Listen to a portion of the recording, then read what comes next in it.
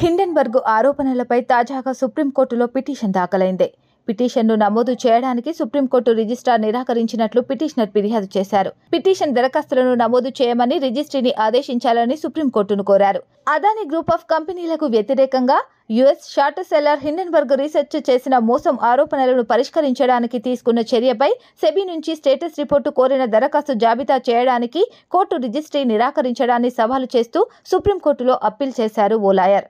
న్యాయవాది విశాల్ తివారీ దాఖలు చేసిన అప్పీల్లో జనవరి 3న నాటి ఆదేశాలలో సుప్రీంకోర్టు తన విచారణను పూర్తి చేయడానికి securities and exchange board of ఇండియాకి 3 నెలల గడువు ఇచ్చింది.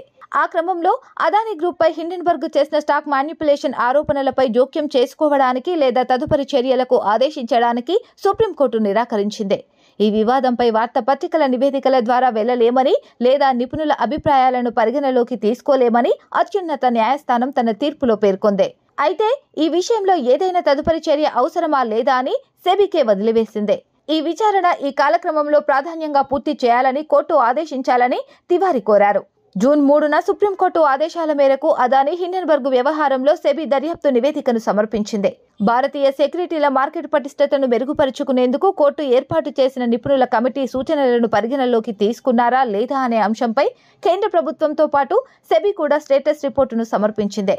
లోక్సభ 2024 ఫలితాల తర్వాత షేర్ మార్కెట్ పతనం, పెట్టుబడిదారుల నష్టంపై కేంద్ర ప్రభుత్వం సెబీ వివరణాత్మక నివేదికను దాఖలు చేయాలని తివారీ కోరారు.